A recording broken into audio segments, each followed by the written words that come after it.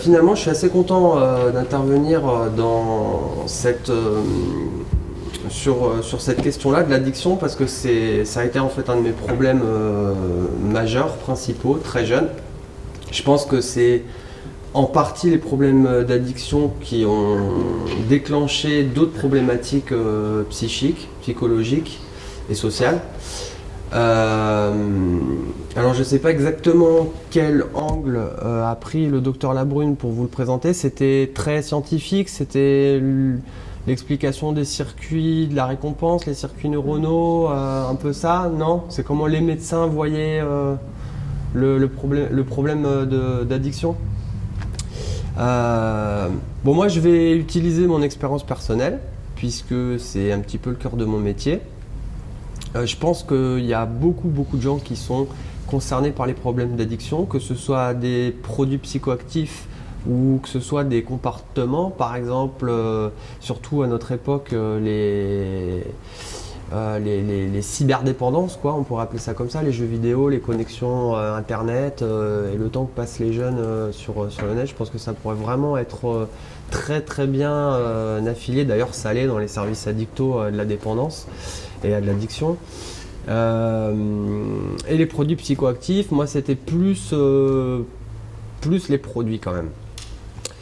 Alors j'ai essayé de faire des diapos super simples, d'abord parce que je l'avoue j'ai pas eu énormément de temps, parce que je fais pas mal de choses en même temps, donc j'ai essayé de faire simple et de décrire les grandes étapes en fait qui pourraient illustrer en fait ce à quoi peut être confronté quelqu'un qui est dans une problématique addicto.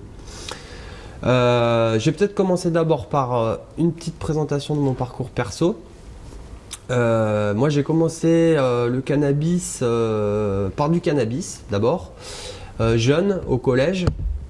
J'avais peut-être 15 ans, 14 ou 15 ans la première fois que j'ai fumé du cannabis, j'étais en troisième en fait. J'ai commencé par ça, je n'avais pas fumé de cigarette avant, contrairement à ce que pourraient penser pas mal de gens. J'ai tout de suite attaqué par du canna. Alors je pense qu'au tout début c'était une histoire de défi. J'avais besoin de prouver à moi-même et puis aux collègues avec lesquels je traînais que finalement j'étais capable de braver l'interdit. Et voilà, ça me valorisait d'une certaine manière. D'abord d'être avec les gens qui pouvaient se procurer du produit, puisque c'est toute une démarche, il y a quelque chose qui se joue là-dedans qui est quand même assez intéressant. Et puis voilà, cette question d'interdit. Très rapidement, j'ai pris beaucoup de plaisir à fumer, puisque c'est ça en fait le principe d'une substance psychoactive, ou en tout cas c'est la raison pour laquelle finalement on tombe dépendant, quoique pour la cigarette ce soit pas forcément vrai, parce que la cigarette c'est vraiment dégueulasse.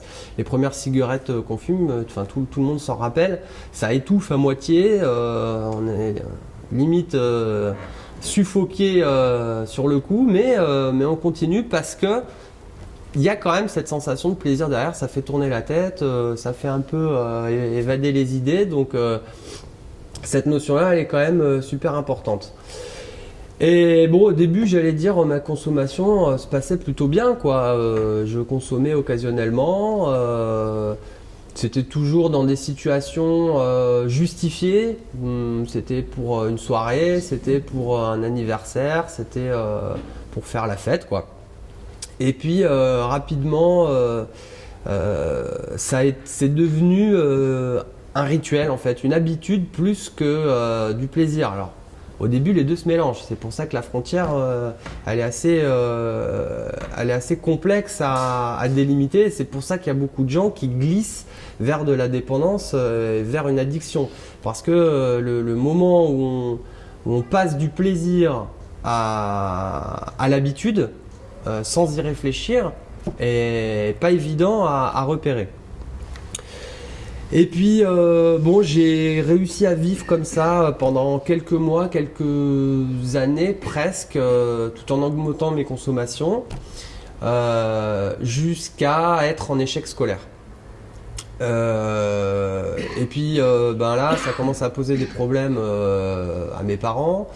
J'ai perdu des amis parce que je pense qu'au niveau du caractère, il y a quelque chose qui avait changé. Au niveau de mes relations, ça avait aussi fortement évolué vers le négatif. Et je pense qu'à ce moment-là, ma vie a pris un virage un peu négatif.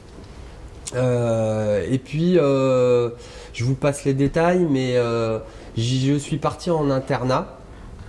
Et donc je me suis éloigné de mon réseau, tout simplement.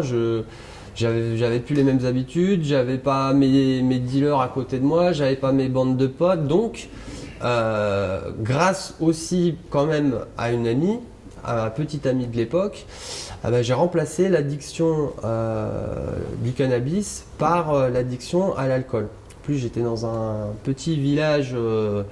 Pas creusois, on était au milieu du Limousin en Corrèze, donc ça picolait pas mal. Les bars servaient facilement de l'alcool aux mineurs. Enfin, voilà, c'était quelque chose qui était dans les coutumes en fait de picoler. Donc ça a été très facile pour moi de remplacer finalement l'addiction au cannabis par l'addiction à l'alcool. Et là, je suis tombé dans une espèce de spirale infernal en fait, hein. Je remontais picoler des salles de cours qui se trouvaient sous les dortoirs pendant les pauses jusque dans nos chambres pour aller picoler parce que à ce moment-là je pense que véritablement j'avais passé le cap, j'étais plus du tout bien ni dans ma tête ni dans mon corps. J'avais une dépendance psychologique, une dépendance physique qui s'était installée. Et c'était compliqué de faire marche arrière pour moi. Un an plus, ça a duré à peu près un an comme ça. Et là, tout a été bouleversé dans ma vie privée d'abord. J'ai eu des gros problèmes familiaux. Le divorce de mes parents, quelques temps plus tard, son suicide. Des gros problèmes relationnels avec mon père qui avait des problématiques aussi liées à l'alcool. Ma copine qui m'a lâché, et puis j'ai fait des grosses conneries au bahut, notamment j'ai explosé la voiture d'un pote dans l'établissement, et puis comme je m'étais fait remarquer à plusieurs reprises par le chef d'établissement, le CPE et toutes les personnes qui travaillaient là-bas, ils m'ont fait comprendre que cette fois-ci c'était la goutte d'eau et que j'avais plus de place dans leur établissement, voilà. Sauf que moi j'étais proche de passer le bac et du coup je pense que ça a été un peu un électrochoc. Je me suis dit c'est pas possible, tu peux pas continuer comme ça, il faut que tu te fasses soigner quoi. Il y a quelque chose qui va pas. Dans ta tête ça va pas, dans ton corps ça va pas, dans ta manière de faire, d'être, de consommer, enfin il y avait rien qui allait quoi en gros. Donc j'étais au pied du mur et j'ai négocié avec le conseil de discipline de passer le bac dans l'académie. À condition que je me fasse soigner, que je leur donne la preuve que j'ai vraiment un problème quoi. C'est pas un caprice d'adolescent et j'avais viré dans le pathologique quoi. Je contrôlais plus ce que je faisais. J'étais incapable de prendre les bonnes décisions. Enfin voilà, ça n'allait pas. Ils ont accepté et donc j'ai fait une première grosse hospitalisation. Avec une prise en charge psychiatrique, addicto, enfin tout en même temps. J'ai passé le bac et puis j'ai poursuivi mes études comme j'ai pu en BTS dans la région lyonnaise où j'ai découvert d'autres produits, ceux de la rave party, donc la coke, les ecstasy, tout ça. Et petit à petit, j'ai remplacé l'alcool par ces produits-là parce que l'alcool marque beaucoup. Et c'est d'ailleurs une des raisons pour lesquelles on se dévalorise énormément quand on est buveur. Parce que je crois que c'est un des produits vraiment que le corps a le plus de mal à encaisser. Bizarrement, enfin l'héroïne aussi bien sûr, parce que quand on est vraiment au crochet de l'héroïne et qu'on se shoot tous les jours, le corps il en prend un coup. Mais l'alcool a cette particularité à un moment donné d'abîmer la peau, de détraquer complètement le système digestif. Et puis les crises de manque à l'alcool sont violentes, hein. On peut mourir d'une crise de manque alcoolique, hein. Donc c'est quand même hyper violent. Et puis j'ai pas fini mes études parce que ça n'allait plus du tout à ce moment-là. Je prenais à peu près toutes les drogues qui existaient, j'allais dans tous les festivals, j'allais en technoparade, j'allais faire la bringue partout où je pouvais. Et puis en fait, à un moment donné, je me suis pas senti capable peut-être de rentrer dans le monde des adultes, pas capable d'assumer une vie normale entre guillemets, pas capable d'aller au bout, pas capable de valider, je n'avais pas confiance en moi, j'étais isolé, j'avais des paranos à ce moment-là en plus assez impressionnantes, je me sentais visé en permanence, je me sentais au milieu de toutes les conversations, de tous les sujets, enfin ça allait pas quoi, j'étais vraiment au bout du rouleau et du coup je me suis dit bon je planque l'examen, on s'en fout, on verra plus tard, je reconstruirai ma vie c'est possible de faire sans les diplômes, je retrouverai bien un patron qui se rendra compte que je suis motivé et tout. Et donc voilà, je me suis pas rendu à l'examen final et j'ai essayé d'avancer comme ça. Sauf que la réalité, c'est que quand je me suis réveillé 6 mois plus tard, je me suis dit ah merde, parce que du coup j'ai démarré des démarches de soins pendant toute cette période-là, entre la première hospitalisation et cette période-là, j'ai vu des psychiatres indépendants, j'ai vu des psychologues indépendantes, j'ai vu des généralistes qui ont essayé de m'orienter dans différentes structures. Et en fait, il n'y a rien qui a vraiment accroché parce que peut-être que d'abord j'avais pas eu le déclic, peut-être que j'étais pas prêt, peut-être que c'était pas les bonnes personnes, c'était juste pas le moment quoi. Voilà, donc voilà, j'ai continué à glisser et je me suis retrouvé sur le marché du travail, entre guillemets, sans diplôme, sans véritable compétence, avec mes problèmes d'addicto qui s'aggravaient en fait d'année en année. Un état psychologique qui s'aggravait d'année en année, une paranoïa qui m'a envahi de manière quotidienne et qui est devenue, enfin ça devenait grave, avec du recul, c'était vraiment un truc de malade, j'étais au centre de tout en fait, tout était un complot, il y avait des fois où j'imaginais que ma famille avait fait des rendez-vous secrets avec les dirigeants des chaînes de télévision, que le président avait réuni l'Assemblée pour obliger les diffuseurs de reportages animaliers à changer les dialogues pour que je me sente concerné. Enfin, c'était un truc de malade, quoi. Et je vivais avec ça, aussi bien dans les périodes où je consommais que dans les périodes où j'essayais de me restreindre. Donc c'était tout le temps, enfin c'était une horreur, quoi. Et puis finalement, j'ai fini par arrêter l'alcool, par arrêter le cannabis et à me consacrer entièrement à l'héroïne parce que j'avais trouvé un produit qui m'évitait les inconvénients de l'alcool, qui me faisait les bénéfices du cannabis et puis qui finalement, quand on connaît bien les réseaux, est pas trop cher. Donc je me suis une fois de plus voilé la face et puis j'ai plongé gaiement les deux pieds joints dans le bordel. Jusqu'au jour où en fait j'ai réalisé que j'avais atteint le fond, à savoir que ce qu'on voit dans les films, les séries télévisées, en fait c'était devenu ma vie quoi. C'est-à-dire que j'étais devenu le tox qui se lève le matin en sueur, qui pèse 57 kg pour 1m83, qui peut plus vivre sans sa cam quoi. Et j'étais complètement seul, j'allais voir, ça m'est arrivé de rencontrer des femmes de petite vertu, enfin voilà, j'avais réuni à peu près tout ce qu'on peut ne pas vouloir quand on est adolescent et qu'on se dit qu'on va et qu'on veut s'apprêter à rentrer dans le monde des adultes quoi. Et là je me suis dit bon, de nouveau, période clé où je me suis dit il faut que tu arrêtes quoi, il faut que ta vie change, il faut qu'il y ait quelque chose qui se passe. Et donc j'ai appelé mon père. Heureusement, mon père a répondu présent ce jour-là.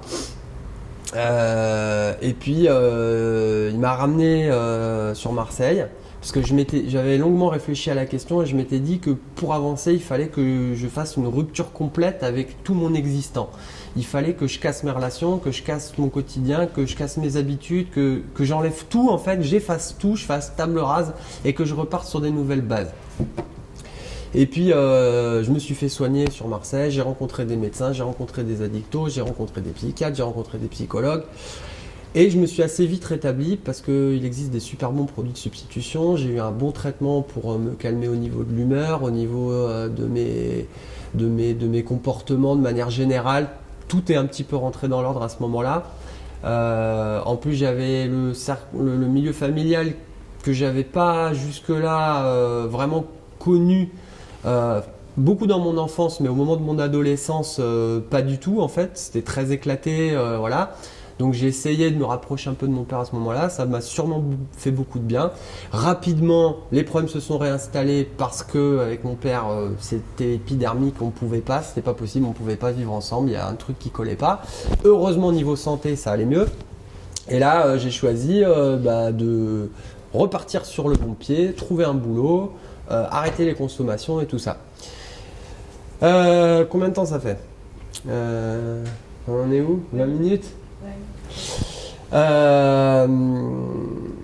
Et puis j'ai fait la bêtise en fait en retrouvant un super boulot, d'en parler à mon chef d'équipe qui a un peu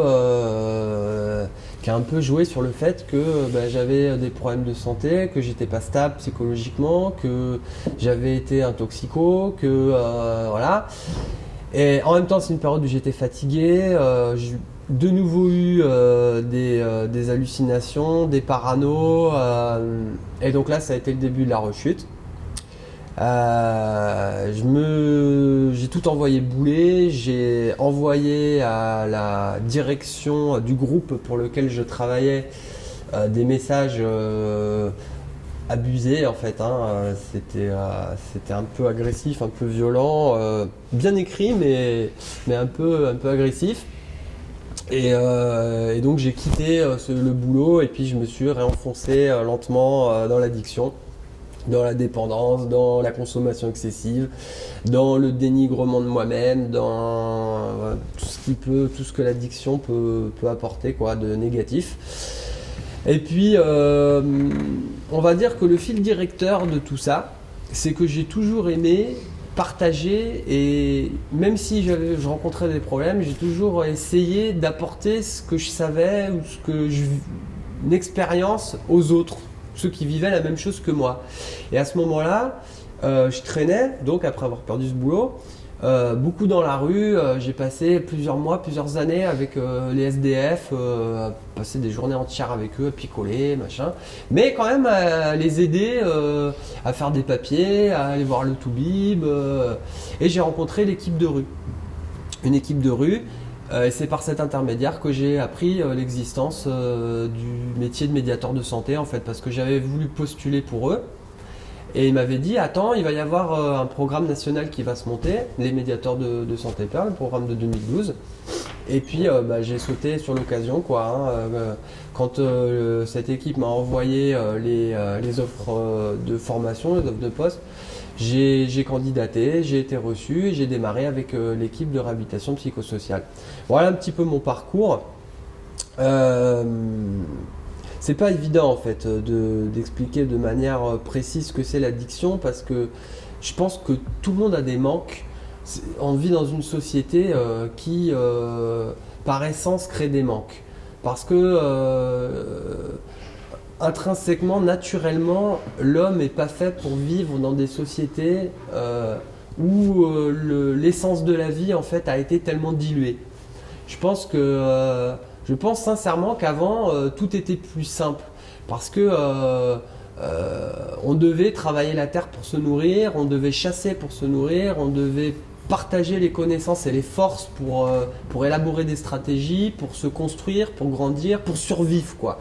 Et il y avait une notion forcément de bien-être et d'empathie permanente en fait à être ensemble. Le groupe jouait un rôle fondamental.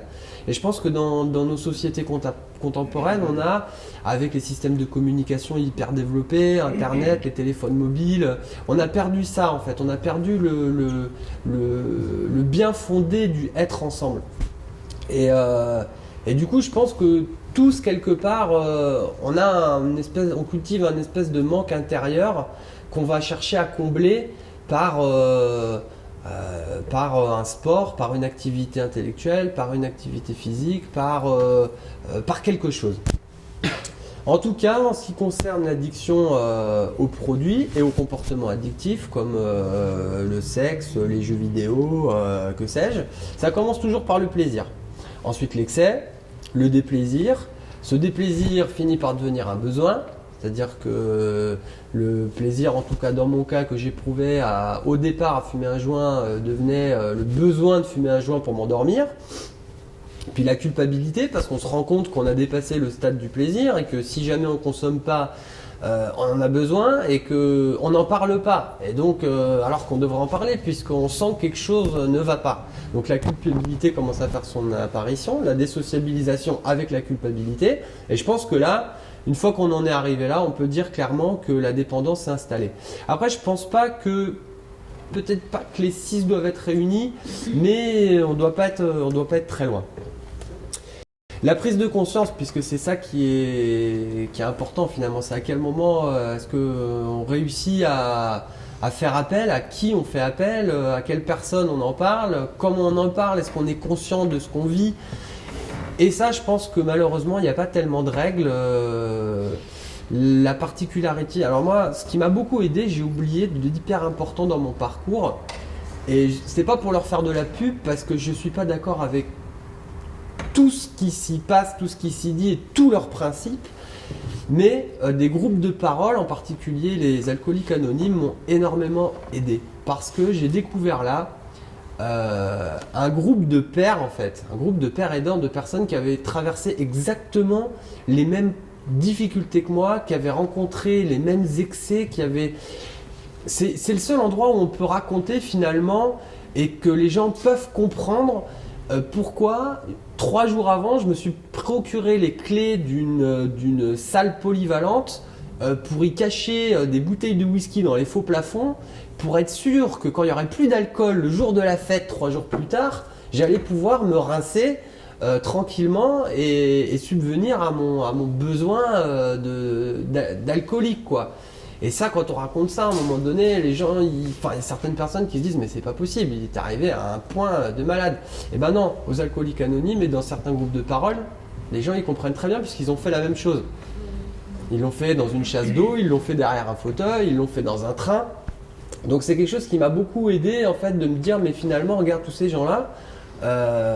Pendant 20 ans, ils ont été alcooliques. Aujourd'hui, le mec, il a monté une entreprise. Aujourd'hui, cette dame, elle est secrétaire dans un cabinet médical. Aujourd'hui, cette personne-là, elle travaille comme jardinier dans un terrain de golf. Et je me suis dit, mais finalement, c'est possible d'être malade alcoolique, malade de la santé psychologique à un certain moment de sa vie, mais de construire son quotidien, de se soigner, de vivre avec, d'apprendre à vivre avec. C'est quelque chose qui m'a beaucoup aidé. Et je crois que la première des choses qui m'a alerté sur mon état personnel, c'était la solitude et la perte des liens amicaux et affectifs en fait. Je crois que c'est quelque chose qui m'a beaucoup blessé. Je me suis peut-être pas tout de suite rendu compte que j'étais isolé, mais avec un peu de recul, finalement intérieurement je le voyais bien quoi. Et quand je consommais, je savais que je consommais tout seul. Je voyais bien que mon verre, je le buvais seul. Je voyais bien que mon joint, je le roulais tout seul. Que ma trace d'héros, je me la mettais tout seul. Donc, c'est quelque chose qui est hyper important, le manque de sociabilisation. Le manque de motivation, j'avais plus d'intérêt. On pourrait même dire le manque d'intérêt. Je l'ai préparé un peu vite, mais peut-être plus intérêt. Les symptômes physiques, les symptômes psychologiques, en sachant qu'il n'y a pas forcément de symptômes physiques au début.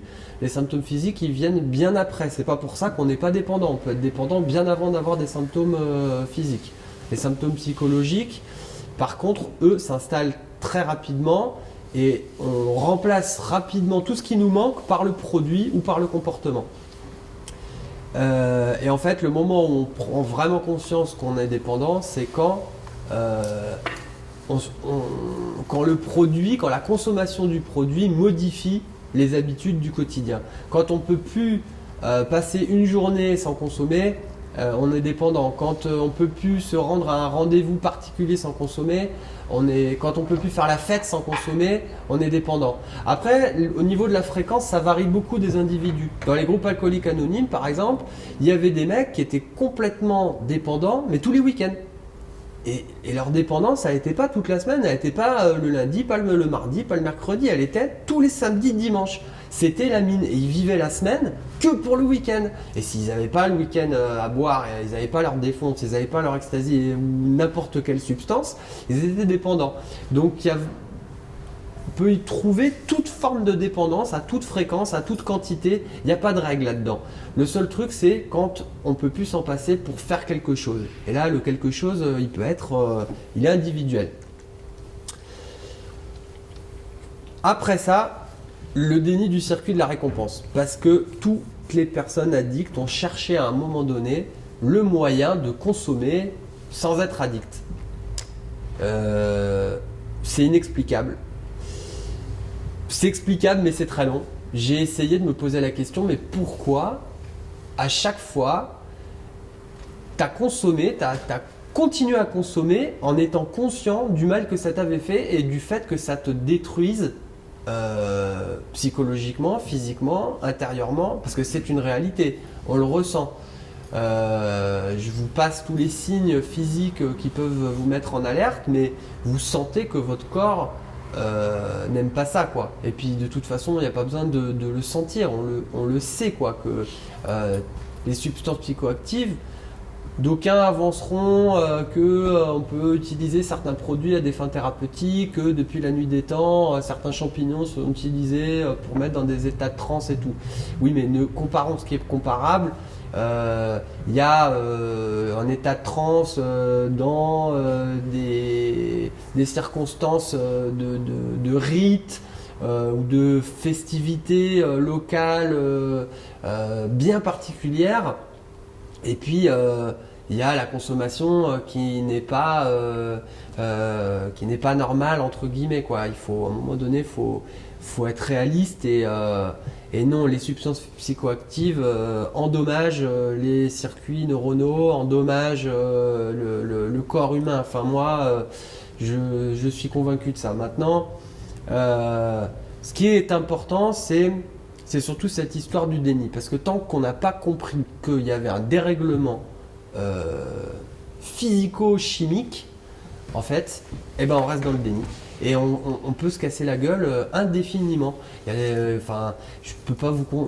peut-être j'ai dû faire au moins 8 ou 10 rechutes, quoi, avant que quelque chose se passe d'autre, mais c'est la dernière étape. En tout cas, cette question du déni et du circuit de la récompense, de comprendre qu'il y a quelque chose dans l'organisme qui fait que lorsque on touche le elle vous l'a pas expliqué, le docteur comment elle s'appelle, la Brune, le circuit de la récompense? Non. On va dire que chaque schéma d'action, c'est-à-dire prendre un stylo et écrire, ou quand on est bébé, téter le sein de sa mère, est relié, en fait, créer un réseau électrique, un réseau moteur neuronal, quoi. Et c'est la même chose dans la dépendance. Lorsqu'on boit, on active des hormones, on active des connexions électriques, et il y a des chercheurs qui ont démontré par diverses expériences que lorsque quelqu'un qui avait eu un problème d'addiction arrêtait de consommer, ce circuit électrique, en fait, s'éteignait, mais sitôt qu'il reconsommait le produit, qu'il pouvait se retrouver dans une situation analogue à ce qu'il avait pu connaître par le passé, le circuit se réactivait. Et donc, on comprend pourquoi c'est si difficile pour une personne qui a eu une problématique d'addicto de s'arrêter. C'est parce que sitôt que ce circuit a été excité, en fait, il génère un besoin, il génère une envie, il génère un manque presque. Donc il y a quelque chose qui est de l'ordre du physique et du biologique, qui n'est pas gérable par la pensée, qui explique le fait qu'à un moment donné, on a du mal à se tirer des méandres de la dépendance. Et ça, il faut le réaliser pour pouvoir se soigner, c'est pas possible sans. Tant qu'on n'a pas compris qu'on est impuissant face à à la dépendance, à la consommation et au besoin de consommer, c'est très très compliqué. Là, j'ai un petit peu tout mis dessous. Chute de l'estime de soi, obsession. Oui, parce que chute de l'estime de soi, parce que on se casse la gueule à chaque fois. On essaie de tout construire pour pouvoir consommer tranquillement, quoi. Il y a un enjeu qui devient extrêmement fort et où on se dit bon alors, ok, ça n'a pas marché la dernière fois. Alors cette fois-ci, je vais reprendre les études, je vais faire du sport, nanana, mais comme ça, je vais pouvoir consommer. On justifie presque la consommation avec ça. En tout cas. Je me permets de mettre tout ça parce que c'est quelque chose sur lequel j'ai échangé dans des groupes de personnes qui avaient vécu la même chose que moi. Et donc je suis convaincu que ça, c'est quelque chose qu'on retrouve chez toutes les personnes qui ont des problèmes d'addiction. Les mises en danger et les problématiques relationnelles dans toutes les sphères sociales parce qu'on ne peut pas être équilibré quand on est dépendant d'un produit psychoactif qui, au-delà d'altérer l'estime de soi, affecte tout l'entourage en fait. Donc voilà. Et finalement, c'est le déni de la maladie.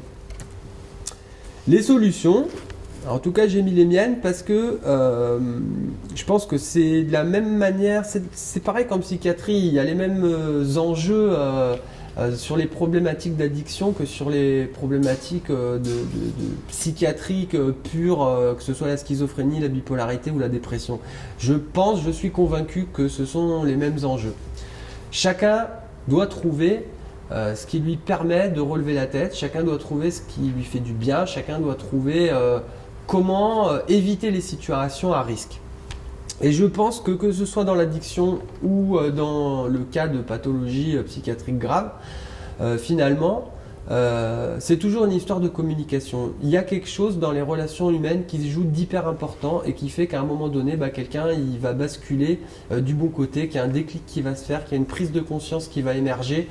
Et c'est quelque chose qui est hyper important, quoi. Il faut continuer à communiquer. Et c'est d'ailleurs pour ça que dans la question de l'addiction, la solitude a un rôle primordial, quoi, parce que tant qu'on n'a pas trouvé le moyen de se sortir de cette solitude, on peut y mourir, quoi, dans la solitude de l'addiction. Et c'est pour ça que j'ai mis communiquer en premier. Trouver des groupes de parole alors trouver des groupes de parole, c'est pas forcément obligé d'aller aux A, mais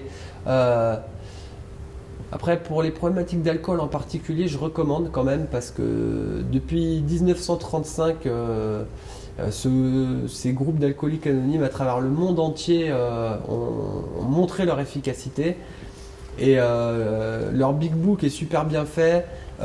Tous les commandements sont hyper pertinents et s'ils sont compris et appliqués et suivis à la lettre, permettre de mettre un pied sur le chemin du rétablissement.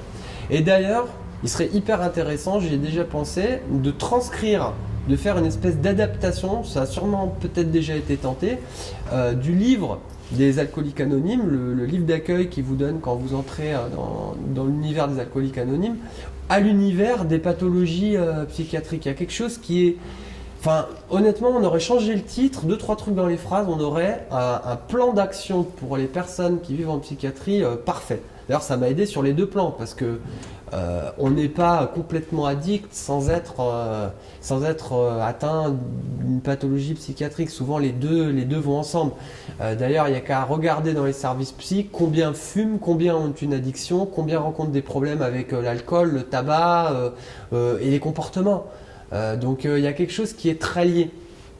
Là, je me suis inscrit en licence de psycho. Si j'ai l'occasion, je pense que si c'est possible, que le domaine s'y prête et tout, j'espère pouvoir faire une recherche sur quelque chose qui travaillerait ça, le lien entre les addictions et les problématiques de santé mentale. Contrer les pensées permissives. Parce que c'est elles qui vont tout faire flancher, tout faire basculer d'un moment à l'autre. Les pensées permissives, elles sont surtout très prégnantes au début de l'abstinence. C'est quand on a commencé à se sevrer, qu'on est sur les premiers pas du sevrage. En fait, au début, tout va bien dans le sevrage parce qu'on retrouve la santé, on mange mieux, on reprend du poids, il y a tout qui se remet un petit peu en place. Et puis, rapidement, comme tout commence à aller bien, bah, on a envie de fêter ça, quoi. Et il faut mettre un peu de piment là-dedans parce que le retour à la réalité est violent.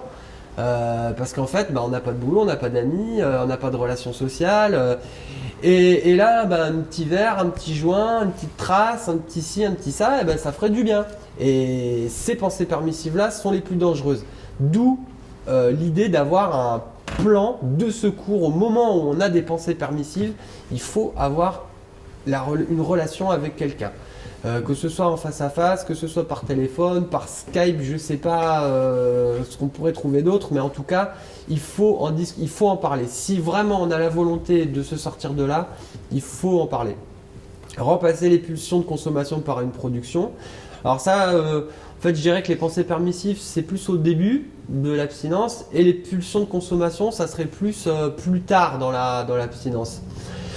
Et j'ai mis par une production parce que plutôt que d'encaisser quelque chose, puisque dans la consommation, quel que soit le produit, on ingurgite, on remplit le corps, on prend quelque chose. Et ben l'idée, ça va être de sortir de soi pour contrer cette envie, contrer cette pulsion. On va essayer de produire quelque chose. N'importe quoi, un effort physique, un dessin, une pensée, une parole, un mot, une chanson, peu importe. Être dans quelque chose de productif pour pouvoir positiver en fait le frein qu'on aura mis à la pulsion. L'activité physique, parce que je suis convaincu qu'il faut passer par là, surtout quand on consomme en général. Comme je vous l'ai dit, ça crée des problèmes de santé au niveau physiologique. Activité intellectuelle, parce que c'est hyper important pour l'estime de soi. Ça permet de stimuler cognitivement. Enfin, voilà. Il faut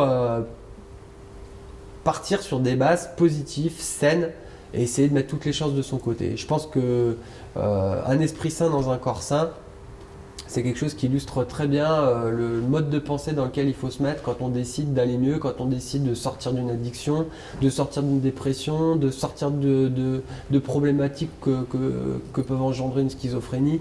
On est toujours dans quelque chose qui est de cet ordre-là. Et être indulgent envers soi-même parce que ce retour à la réalité, dans tous les cas, il est tellement compliqué, tellement difficile, tellement noueux, tellement labyrinthique, qu'il faut accepter qu'on ne peut pas tout réussir, qu'on ne peut pas se lancer sur tous les chemins en même temps. Il faut accepter l'échec, il faut accepter tout ça. Il faut apprendre à être indulgent envers soi-même. Parce que contrairement à la déchéance dans laquelle on peut se trouver quand on est un gros consommateur, la violence du jugement qu'on peut se porter à soi-même vis-à-vis de se laisser aller est extrêmement violent. Il y a quelque chose d'ambivalent qui est fantastique dans l'addiction. Dans tous les cas, ça c'est qu'on ait décidé de s'en sortir, qu'on soit à l'étape où on peut décider de s'en sortir, qu'on n'ait pas envie de s'en sortir parce qu'il y a des consommateurs qui veulent pas arrêter de consommer parce que la consommation c'est une réalité, elle apporte du plaisir, elle apporte du bien-être, elle permet d'estomper certaines problématiques, elle permet d'accepter mieux la réalité et peut-être que dans certains cas une consommation qui serait pas complètement irraisonnée, mais qui permettrait d'accéder à certaines choses qu'ils ne pourraient pas faire sans consommer, pourquoi pas? À la limite, si ça fait partie du processus de rétablissement et que la personne a conscientisé sa consommation, pourquoi pas? En tout cas, dans tous les cas, j'ai mis 3 petits points, mais on va dire que je voulais mettre réduction des risques. C'est-à-dire que si on n'arrive pas à arrêter complètement, au moins il faut essayer de ne pas tomber dans la catastrophe et essayer d'éviter le pire. Éviter l'isolement, éviter les situations et les mises en danger. Alors ça, en fait, tout est lié, hein. C'est-à-dire que si on n'est pas isolé, il y a plus de chances pour qu'on ne se retrouve pas dans une situation où on va se mettre en danger. À moins qu'on soit avec des gens dans des situations pires que nous, mais dans ce cas-là, c'est compliqué. accepter l'inégalité face au comportement addictif, parce que ça c'est quelque chose que j'ai vécu comme une injustice. Pourquoi moi, j'ai pas le droit de faire la bringue le samedi soir, de mettre 1 gramme de coke, d'en profiter à fond jusqu'à 7h du matin, et puis ensuite de faire ma semaine de boulot tranquille, même 2-3 semaines de boulot tranquille, avant d'avoir envie de consommer. Eh ben je sais pas. Et pourquoi moi je suis tombé dans ces problèmes très très tôt? Je sais pas. Pourquoi j'ai pas su mettre un frein? Je sais pas non plus. Enfin, je commence à avoir des pistes parce que je grandis, je me pose un certain nombre de questions, j'essaie de trouver une explication logique à tout ce que, pour l'accepter mieux, à tout ce que j'ai vécu. Mais c'est vrai que à la naissance, je pense qu'il y a une partie qui est héréditaire, une partie qui est génétique, il y a une partie qui est environnementale. On n'est pas égaux face au comportement addictif. Il y a des gens qui peuvent consommer un produit pendant 6 mois, 1 an, à l'excès, et arrêter du jour au lendemain sans que ça leur pose presque aucun problème. Si, parce que quand on consomme un produit pendant 1 an, on a des stigmates, il va y avoir forcément à un moment donné la manifestation de symptômes de manque. Mais ces gens-là ont la capacité de se rendre compte beaucoup plus vite qu'ils ont dérapé, et s'ils ont la volonté de s'arrêter net, sans rechute, quoi. Accepter le problème, parce que même si on n'arrive pas à le résoudre, le savoir qu'on a un problème permet de limiter la casse, permet d'éviter les excès, permet de se tourner vers les bonnes personnes, et de garder au fond de sa tête aussi peut-être l'espoir ou l'idée que peut-être un jour on va réussir à s'arrêter. Se donner les moyens d'agir. Alors ça serait plus dans le sens où on aurait envie d'arrêter, mais dans la réduction des risques, ça peut marcher aussi, parce que réduire les risques, ça demande aussi des efforts. Se renseigner sur la problématique, et je crois que c'est là que moi, en tout cas pour moi, ça a tout changé, c'est que de mettre un pied dans le milieu de la santé d'un point de vue professionnel, m'a fait avancer plus vite, plus loin dans tout ce que j'avais déjà construit pour essayer de m'aider dans mes problèmes de santé. Et quand on apprend à mieux se connaître, qu'on comprend le fonctionnement de certains méandres psychologiques, psycho-affectifs et tout, on a plus de chances de trouver des solutions, et c'est ça en fait. L'idée c'était vraiment d'apprendre, c'est dans l'apprentissage de moi-même que j'ai réussi finalement à trouver une stabilité qui m'a permis. Alors je ne dirais pas que je suis complètement abstinent aujourd'hui, parce que c'est là-dessus que je voulais revenir finalement, qui va avec l'idée d'accepter l'échec. C'est parce que j'ai accepté l'échec et parce que je me connais suffisamment bien qu'aujourd'hui j'ai pris la décision de ne pas être un abstinent volontaire définitif, parce que je me suis rendu compte aussi que la privation permanente et l'idée de ne pas avoir droit de consommer provoque une frustration inconsciente. En fait, je pense que je refoule de manière permanente, inconsciemment, pendant des semaines, des mois, et qui finit à un moment donné ou à un autre par me faire péter une pile. Donc je me suis dit, cette frustration, il y a peut-être moyen de l'éviter sans me dire que je vais consommer. On va dire que je consomme pas, mais que si jamais un jour j'ai une envie de consommer et que la situation s'y prête, on essaye. Par contre, le lendemain et pendant les 3 semaines qui suivent, c'est niet, et les pensées permissives, les pulsions, il faut y être préparé, quoi, parce que pour l'instant ça fonctionne. J'ai consommé occasionnellement, et ça tient la route depuis 1 an et demi. Donc j'ai fait 1 an d'abstinence vraiment stricte. Pas un verre, pas un joint, pas une trace. De toute façon, le cannabis, je peux plus, donc c'est réglé. Je pète complètement une pile maintenant. Je me suis complètement détraqué les neurones. Mais je me suis dit, voilà, alcool, produit, abstinence totale. Et puis avec l'alcool, parce que c'est quand même ça qui me pose le plus de problèmes, parce que c'est un produit festif, parce que c'est ancré dans la tradition française, parce que partout il y a de l'alcool. Partout où vous allez, partout où vous voulez faire la fête, là c'est le moment des fêtes, il va y avoir de l'alcool partout. On peut pas l'éviter quoi. À tout moment on est confronté à l'alcool. Donc je me suis dit, une fois de temps, pourquoi pas, dans une situation particulière, pourquoi pas, mais attention à l'après. Voilà, au moment où je me permets de le faire, je me dis tu te blindes sur les 3 semaines qui viennent quoi. Et il n'y a pas dans une semaine, il n'y a pas dans 2 semaines. Si tu dis 3 semaines, c'est 3 semaines. Et puis en général, ces 3 semaines elles passent et puis ça dure plus 1 mois et demi que 3 semaines. Donc je me dis que j'ai trouvé un équilibre qui est pas mal. Et on verra pour l'abstinence totale plus tard. Et c'est pour ça qu'en ce moment je vais moins aussi aux alcooliques anonymes, parce que je me sentirais un petit peu moins légitime pour le moment à y aller. Mais c'est pas dit que j'y retourne pas dans certains cas. En tout cas, tout ça pour dire que se soigner de l'addiction, c'est un vrai parcours du combattant, qu'il faut être épaulé, qu'il faut... Enfin après, peut-être que c'est parce que je suis pas assez balèze, peut-être que j'ai pas... Je sais pas, mais en tout cas, pour moi, ça a été ça, quoi. Ça a été rencontrer des bonnes personnes, me battre pour sortir de l'isolement, adopter une vie saine d'un point de vue... essayer, en tout cas, c'est ça l'idée, c'est toujours d'être dans l'essai, quoi. Il faut tenter pour apprendre et pour pouvoir se perfectionner et parvenir, dans la mesure où ça me gêne.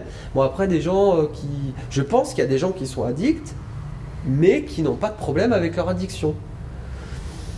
À la limite, à un moment donné, si lui se sent bien avec cette addiction, pourquoi pas? Moi, je veux pas rendre tous les gens...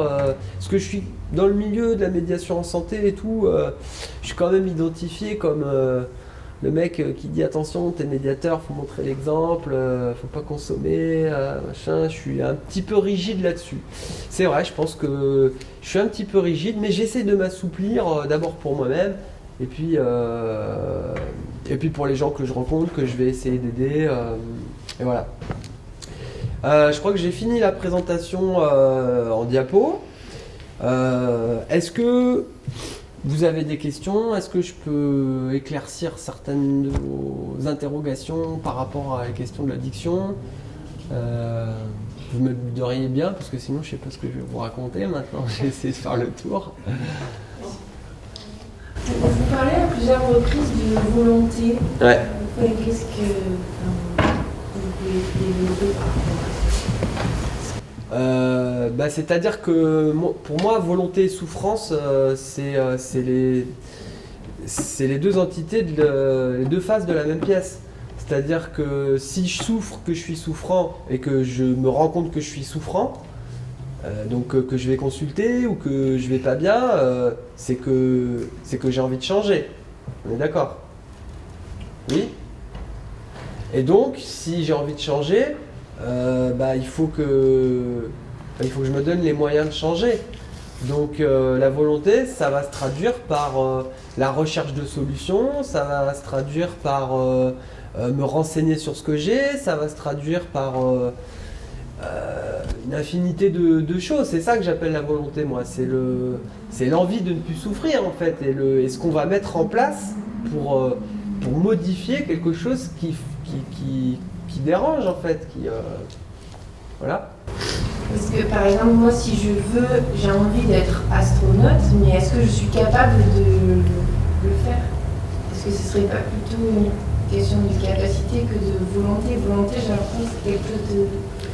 C'est-à-dire que je pense que, si je prends l'exemple que tu viens de donner, si tout de suite je produis une finalité à ma question, à savoir, est-ce que je peux être astronaute? Non. Parce que demain, je ne peux pas être astronaute. Il y a 1 milliard de trucs. En fait, sans me poser la question de ce que je vais pouvoir mettre en place pour essayer de démarrer ce projet, je vais l'avorter immédiatement. Du coup, si jamais je vois toutes les questions de cette manière-là, en fait, je fais rien, je me lance dans rien, je tente rien. Donc moi, à ta question, est-ce que je peux être astronaute, j'ai envie de te dire oui, tu peux c'est possible. Tu as 2 bras, 2 jambes, 2 yeux. C'est possible, tu peux. Aujourd'hui, on sait corriger les problèmes de vision, on opère par laser. Si tu as des problèmes de vue, tu peux améliorer ta vue, tu peux te mettre à l'exercice physique. Et même si tu ne deviens pas astronaute, tu seras peut-être la coach des mecs qui vont s'entraîner physiquement pour partir dans l'espace. Tu vas peut-être participer à l'élaboration d'un nouveau matériau qui va recouvrir la coque de la fusée. Tu vas peut-être, je sais pas, inventer un nouveau kérosène, j'en sais rien. Et en fait, c'est là que tu te réalises. C'est dans l'action, c'est pas dans la finalité, ni dans ni dans ce que tu pourrais imaginer en fait. Je pense que c'est vraiment dans la construction, dans la production qu'on se réalise, qu'on se découvre, qu'on apprend à la fois ses forces, à la fois ses faiblesses, qu'on réévalue tous ces schémas mentaux et c'est là qu'on construit, qu'on peut s'adapter et éventuellement même relativiser, c'est surtout ça l'idée, le fait que oui, peut-être on ne peut pas tout faire, mais se donner les moyens d'essayer de faire. Ça, c'est hyper important. Tu vois ce que je veux dire? Donc, peut-être, ça serait la volonté d'essayer de devenir astronaute. C'est ça qui est important. En fait, je parle de ça parce qu'on a tendance à, justement, par rapport aux addictions, à dire mais si tu veux, tu peux t'en sortir. Et il y a beaucoup de personnes qui c'est tellement compliqué que... Ouais. Ça donne quelque chose de, comment dire, trop fort. Ouais. Je sais pas. Mais dans ce cas-là, il faut peut-être que ces gens-là, il faut arrêter de leur mettre la pression avec ça et leur dire que l'important c'est qu'ils vivent mieux, que le produit en lui-même, à la limite, c'est pas tellement la priorité peut-être. Alors, à un moment donné, on est obligé de réduire la consommation. Enfin, moi, dans mon cas, il fallait que je réduise. J'avais pris 25 kilos, j'ai cancré 4 bagnoles, j'ai failli mourir 20 fois. Fallait que j'arrête mes consommations. C'était clair, net, précis, posé. C'était sûr dans ma tête. Ça pouvait pas aller plus loin. Après, je mourrais. J'ai gardé une photo d'une bagnole au péage de Gare de Vèze à Lyon. Enfin, je sais pas comment j'ai survécu. Le tableau de bord, il était là, mes genoux, je sais pas comment ils sont passés entre les câbles. La voiture, elle faisait un tiers de sa taille initiale. Ce jour-là, je me suis dit, waouh, mais t'imagines quoi, jusqu'où ça va, tu as pris le volant avec 3,5 grammes. Enfin, à un moment, tu es conscient, mais même pour les autres, c'est même plus pour moi. J'étais devenu un danger public dans mes consommations. Je pense qu'il y a quand même moyen pour n'importe qui. Quand t'en arrives là à te faire du mal, à te détruire à ce point-là, de dire je peux mettre en place des choses pour limiter la casse. Même si j'arrête pas, je peux limiter la casse. C'est possible d'ailleurs. Quelqu'un qui vit ça, ou alors dans ce cas-là, vraiment il n'a plus aucune envie de vivre. Mais dans ce cas, c'est plus une histoire d'addiction. Là, on est dans quelque chose qui est de l'ordre de la dépression, de l'idée suicidaire, d'un problème de comportement. Mais si on parle vraiment purement addiction, normalement c'est jouable. À la limite, je pense qu'il y a des gens, j'ai réfléchi avec beaucoup de recul, notamment une personne que j'ai énormément aidé à plein de choses, à retrouver sa famille qu'elle n'avait pas vue depuis 20 ans, à repartir au Maroc alors qu'il était en France depuis 15 ans, à crécher à droite à gauche dans les rues et tout. Et cette personne, malgré tout ce que les gens ont pu lui apporter, toutes les aides qu'elle a pu recevoir de plein de professionnels, de moi en tant qu'ami, en tant que citoyen de la Terre, en fait, je pense qu'il est allé tellement loin dans son parcours de vie avec cette addiction qu'aujourd'hui il ne peut pas en revenir. Sa vie, c'est d'être dans la rue, tu peux pas le mettre dans un appartement, ce gars-là, il a vécu dehors pendant 20 ans. Tu peux pas lui dire au bout de 20 ans, voilà, il y a un lit, une armoire, faut mettre ses affaires là, faut pas sortir après 21h, faut rentrer se coucher à 10h, c'est pas possible. Sa vie, c'est être baigné dans la population, au milieu des gens, de voir les gens aller au boulot, revenir du boulot, il a ses habitudes, il connaît des milliers de personnes parce qu'il connaît le quartier depuis 20 ans. ce gars-là, je suis pas sûr qu'on va pas le détruire en fait à essayer de le soigner, tu vois. Et je pense qu'il faut juste être là s'il demande de l'aide et puis, et puis lui laisser vivre sa vie sans le juger en fait, tu vois. À partir du moment où il n'a pas envie d'être aidé, mais ça se respecte de ne pas avoir envie d'être aidé. Par contre, si tu demandes de l'aide et que tu souhaites changer les choses, on peut parler de volonté. Je pense il faut trouver un juste milieu là-dedans. C'est toujours par rapport à toi, par rapport à la personne en fait. Si la personne elle veut changer, qu'elle souffre, c'est qu'elle a des solutions. Intérieurement, elle a des solutions et c'est possible. Je te jure que tu m'aurais vu il y a 6 ans, 7 ans. Je te serais dit, mais c'est pas possible, c'est pas le même mec quoi. On aurait pris le même mec, on m'aurait pris moi il y a 7 ans et moi maintenant à côté. Tu vois, je sais pas.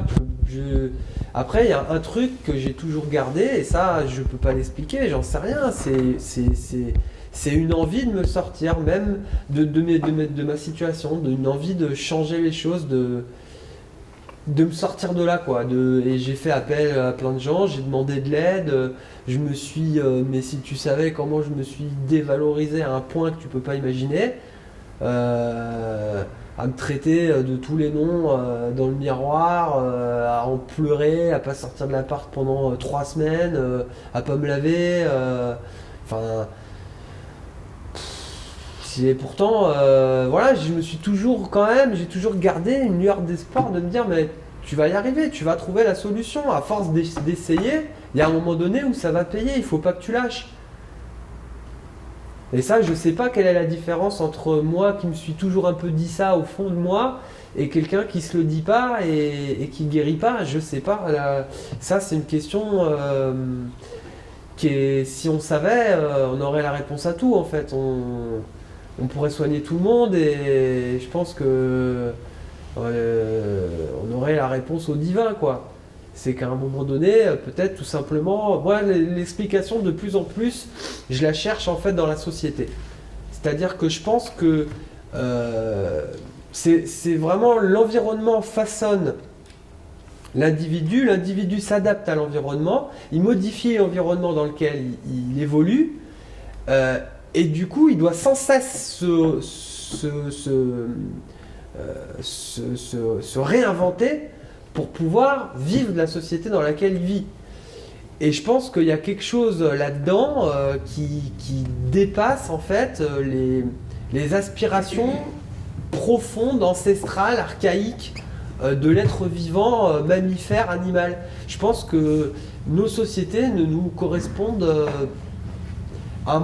sous certains aspects, ne nous correspondent pas. Et donc il y a un décalage entre les valeurs qui sont véhiculées par les institutions, par la famille, par l'église, par les religions, par les administrations et la réalité en fait. Et il y a quelque chose qui fait crise là-dedans. Quand tu te lèves le matin, que tu es européen et que tu as juste une seconde, une petite image, soit du type en Arabie Saoudite qui vient de faire construire avec son argent de poche un building à 10 milliards d'euros et un Africain à côté qui n'a même pas un grain de riz pour bouffer, tu te dis quand même que dans notre système, il y a quelque chose qui n'est pas équilibré, quoi.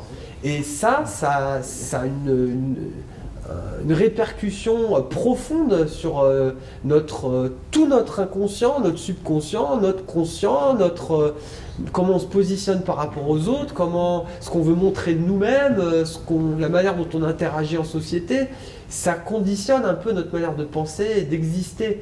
Et je pense que dans cette histoire d'envie, de pouvoir, de volonté, il y a quelque chose qui est de l'ordre social là-dedans et finalement je pense qu'il y a des espèces de pensées permissives ou alors des pensées un peu accablantes sur le système qui font qu'à un moment donné tu te dis ouais mais finalement pourquoi faire quoi, pourquoi je changerais alors que je tire un bénéfice aussi secondaire de cette situation. Et puis, est-ce que ça vaut le coup? Voilà, je pense que c'est très très complexe. C'est sûr que c'est complexe. Les problèmes d'addiction sont particulièrement complexes. Moi, je suis convaincu que c'est une maladie et qu'il faut se soigner, quoi. Et qu'il faut accepter de se mettre dans un processus.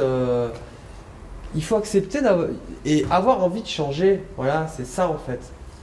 Se fixer un but, des buts, et essayer de tendre vers ces buts.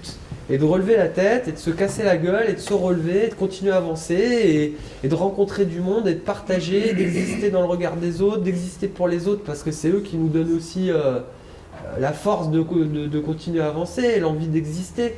Moi, je pense que c'est beaucoup dans la relation que tout se joue, quoi. On a envie d'exister, de changer que parce que les autres existent. À quoi bon te raser si personne te regarde? Tu vas pas te faire chier à risquer de te couper la peau, machin, ou de parfumer s'il n'y a pas quelqu'un pour sentir ton parfum ou de dire que tu sens bon. Tout ce qu'on fait, tout ce qu'on vit, c'est un petit peu pour les autres. La solitude rend fou, on est des animaux sociaux, des individus sociaux. Et il y a quelque chose dans la relation qui est très fort et il faut garder ça aussi à l'esprit et donc essayer de se mobiliser pour être en contact avec du monde, même si c'est difficile, même si on a honte, même si on n'est pas sûr de soi, même si il faut tenter, quoi. Il faut être tout le temps dans un truc où il faut avancer, il faut se motoriser, parce qu'il n'y a personne qui le fera pour nous. Après ça, je sais pas d'où... Je pense que c'est à la portée de tout le monde, hein. Franchement, à un moment donné, j'étais tellement pas bien, je reviens quand même de loin. Et je te jure que quand j'ai pris conscience que ma mère venait de se mettre la corde au cou avec une corde que lui avait donnée mon père pour qu'elle sorte sa voiture des congères en hiver, que lui il se torchait 1 litre de whisky par jour, que ma soeur elle est partie avec sa marraine parce que plus personne dans la famille pouvait l'élever, et que moi je torchais 2 litres et demi d'alcool fort par jour, que j'avais perdu ma vie, tu peux voir l'état dans lequel j'étais, tout seul dans ma piole de 9 mètres carrés. Il a bien fallu à un moment donné que je fais quoi alors? Je me tire une balle dans la tête, je me jette par la fenêtre, j'augmente les doses. À un moment, je me suis rendu à l'évidence qu'il fallait que je me sorte de là. Et donc, j'ai construit des trucs pour essayer de me sortir de là. Je sais pas, j'ai essayé de mettre des bouts de ficelle au début, et puis à force de persévérance, j'ai trouvé des solutions et j'ai été aidé, j'ai rencontré des personnes qui m'ont aidé, j'ai eu des opportunités, je m'en suis saisi, je me suis cassé la gueule, j'ai recommencé, et voilà quoi. Et je pense que voilà, j'ai plus qu'à continuer maintenant. J'ai trouvé à peu près le chemin tout en étant hyper vigilant. Parce que je sais que demain, je baisse mon niveau de vigilance, je rechute en 6 mois. En 6 mois, je casse 10 ans. 10 ans, facile. Je sais à quel point ça va vite, hein. Je me suis déjà fait avoir pas mal de fois. Donc maintenant que je commence à avoir suffisamment avancé, je suis plus prudent qu'au début. Mais ça serait plus facile que tu aies ce niveau de vigilance là dès le début. Mais c'est pas le jeu. Si tu veux apprendre à te sortir de là, il faut que ce soit à la force des mains, quoi, à la force de la tête et tout. C'est ça qui te fait te construire. Enfin, je pense en tout cas, je pense que c'est ça quand même. Et je suis pas un surhomme, hein. Je suis pas un surhomme, j'ai plein de fragilités, je suis hyper émotif, je trouve que j'ai plein de défauts, tu vois, je suis pas quelqu'un de parti. Et oui, mais ce que je veux dire, c'est que je suis comme tout le monde en fait. Voilà, bon, moi par exemple, j'ai arrêté la cigarette, d'accord, j'ai toujours aimé fumer, etc. Bon. Et puis je sais pas, il y a 1 an et demi, 2 ans, j'ai dit, bon ben, finalement, j'ai fait ce que j'ai contrebalancé. Quel est l'intérêt de fumer? C'est genre, bon, quand j'étais jeune, je fumais, ça faisait style. Maintenant, je m'en fous. Voilà. Donc en fait, j'ai arrêté, mais du jour au lendemain. Et puis voilà. Et de temps en temps, alors, par contre, de temps en temps, je fume une cigarette. Mais c'est comme ça, c'est voilà, pour essayer de me dire bon ben je peux le faire sans Sans être dans l'excès. sans consommer des métaux lourds et par exemple comme ça, je connais certains amis qui avant minuit vont au bar tabac pour acheter de la clope.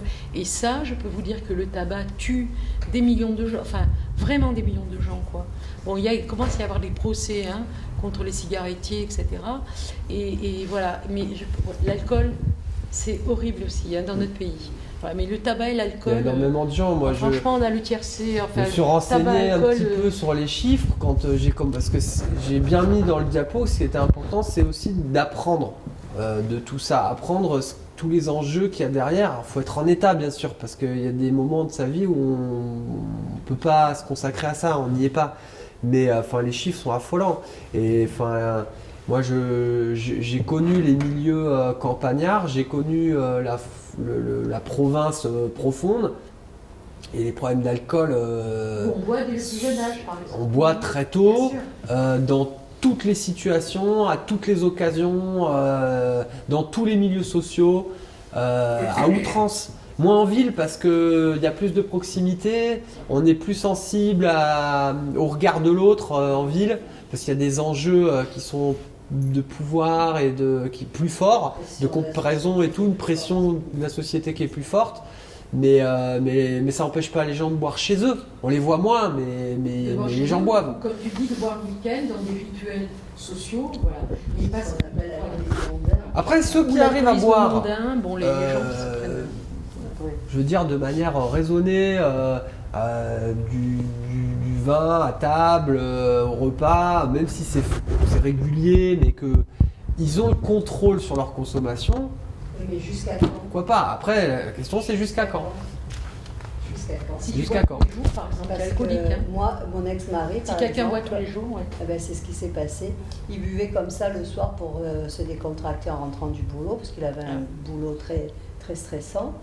Il buvait en fait dans un verre à jus d'orange. Ouais.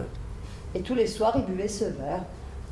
Tous les soirs, tous les soirs. À un moment donné, je lui ai dit, tu vois, en fait, tu en bois pas qu'un, mais tu en bois deux. Et j'avais fait l'expérience, en fait, c'était l'équivalent de la bouteille de 75 centilitres. Et je lui ai dit, tu vois, les alcooliques, c'est pas ceux qui se bourrent la gueule une fois de temps en temps, c'est ceux qui boivent tous les soirs, parce que là, tu es en train de te créer une dépendance dans laquelle tu vas tomber sans t'en rendre compte. Et aujourd'hui, mon ex-mari est alcoolique. Et le déni est très fort, il y a des milieux où le déni est extrêmement fort. Le problème c'est qu'au début, on se rend pas compte pourquoi on est plus fatigué, plus irritable, pourquoi on s'est engueulé avec sa femme, son collègue. Et en fait, le moment où on le pige, c'est tellement violent que on le chasse tout de suite. La première réaction c'est de se dire ah, mais non pas moi, attends je gère. Et c'est en commençant à tester les moments où on va avoir les pulsions, essayer de réfréner les envies, qu'on se confronte à la dure réalité. Et là, les premiers choix qu'on va faire, ils vont être primordiaux.